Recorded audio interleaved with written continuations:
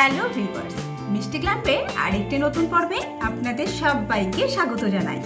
আজ আমি মাটনের একটা ভীষণই সুস্বাদু রেসিপি আপনাদের সাথে শেয়ার করব।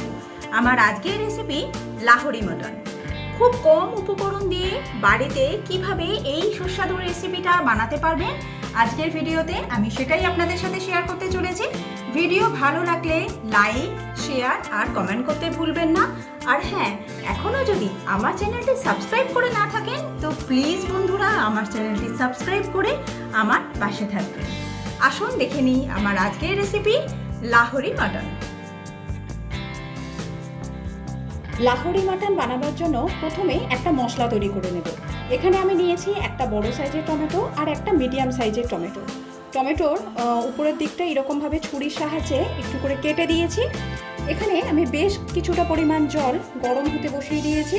এবার জলটা গরম হয়ে গেলে এর মধ্যে আমি টমেটোগুলোকে দিয়ে দেব।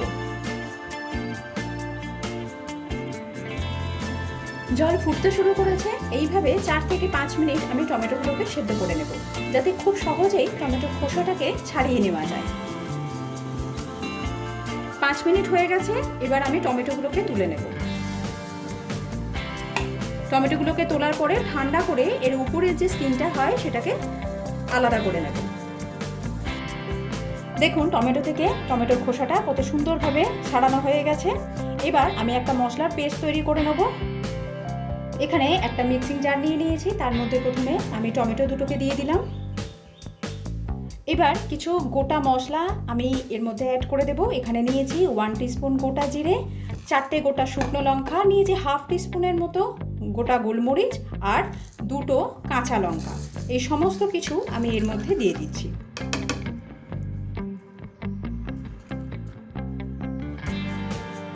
এবার এগুলোর একটা মিহি পেস্ট বানিয়ে নেব।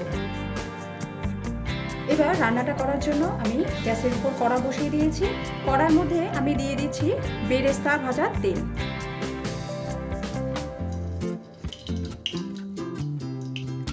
এবার এখানে দিয়ে দিচ্ছি আমি ঘি, প্রায় 2 টেবিল স্পুনের মতো ঘি এতে অ্যাড করে দিলাম। এবার এই তেলের মধ্যে কিছু গোটা মশলা আমি অ্যাড করব। এখানে নিয়েছি 3টে ছোট এলাচ, একটা বড় এলাচ, 4-5টা লবঙ্গ নিয়েছি, আছে একটা দারচিনি স্টিক আর সামান্য একটুখানি জয়িত্রী ফুল নিয়েছি। প্রায় একটা ফুলের 4 ভাগের 1 ভাগ আমি এখানে ব্যবহার করছি। সমস্ত কিছু এর মধ্যে দিয়ে দিলাম তেলের মধ্যে।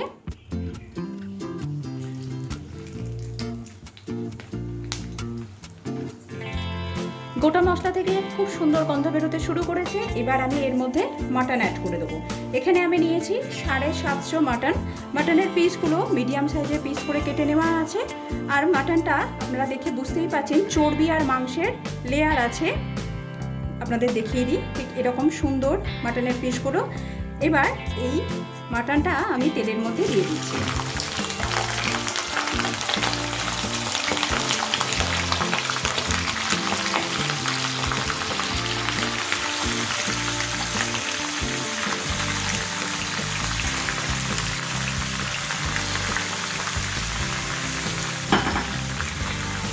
এখানে আমি মাটনের লিভারটা ব্যবহার করেছি, আপনারা কিন্তু লিভারটা না চাইলে নাও ব্যবহার করতে পারেন। এবার মিডিয়াম টু হাই ফ্লেমে মাটনটাকে হালকা ব্রাউন করে একটু ভেজে নেব।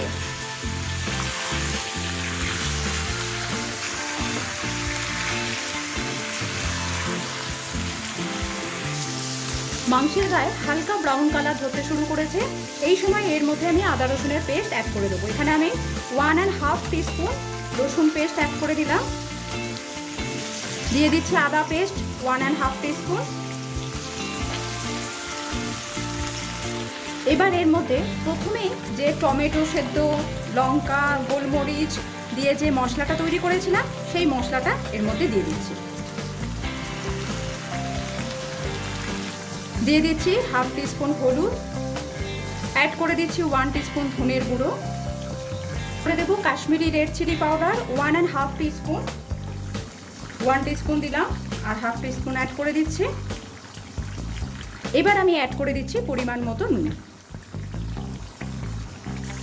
এবার লো টু মিডিয়াম ফ্লেমে মশলার সাথে মাংসটাকে খুব ভালোভাবে কষে নেব।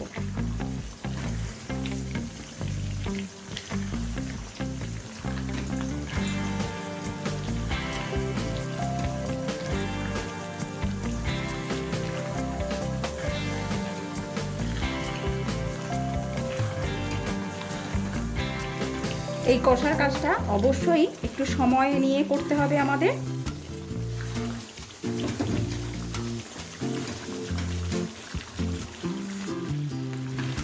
মাংসটা কষতে কষতে দেখুন অনেকটাই কালার চেঞ্জ হয়ে গেছে, মশলাটা অনেক ডার্ক কালার হয়ে গেছে। আর খুব সুন্দরভাবে যে কষা হয়েছে সেটা কি করে বুঝবেন? মশলাটা যখন দেখবেন এরকম দানা দানা হয়ে যাবে, ঠিক এরকম দানা দানা হবে, তখন বুঝবেন যে আপনার মশলাটা খুব সুন্দরভাবে কষা হয়ে গেছে। এবার আমি এর মধ্যে অ্যাড করে দিচ্ছি 1 কাপ বেরেস্তা।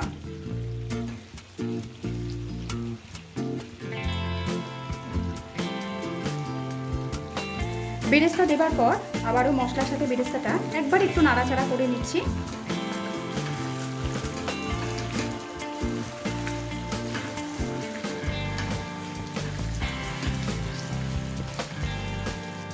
বেরেস্তা দেবার পর প্রায় 1.5 থেকে 2 মিনিট ভালোভাবে আমি মাংসের সাথে কষে নিয়েছি। এবার আমি এতে জল অ্যাড করে দেবো। এখানে আমি গরম জল অ্যাড করব। খুব বেশি পরিমাণ জল আমি এতে অ্যাড করব না, অল্প পরিমাণ জল প্রথমে অ্যাড করলাম।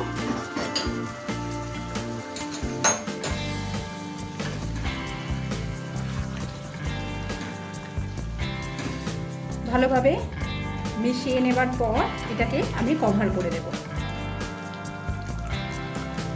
গ্যাসের ফ্লেমটা একদম লোতে রেখেছি। এইভাবে বারবার উষ্ণ জল মানে গরম জল অ্যাড করে আমি মাংসটাকে প্রপারলি সেদ্ধ করে নেব। এক্ষেত্রে আমার সময় লাগবে প্রায় 50 থেকে 1 ঘন্টা। 50 মিনিট থেকে 1 ঘন্টা পর আমি ফিরে আসছি। টোটাল 1 ঘন্টা সময় নিয়ে আমি মাংসটাকে ভালোভাবে সেদ্ধ করে নিয়েছি। এবার আমি এর মধ্যে অ্যাড করে দিচ্ছি কিছু ফ্রেশ ধনেপাতা কুচি, সেই সাথে অ্যাড করে দিচ্ছি 1/2 টিস্পুন গরম মশলা।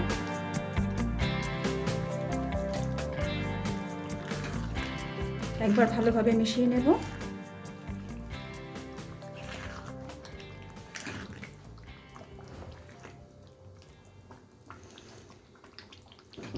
তৈরি হয়ে গেছে আমার আজকের রেসিপি লাহোরি মটন।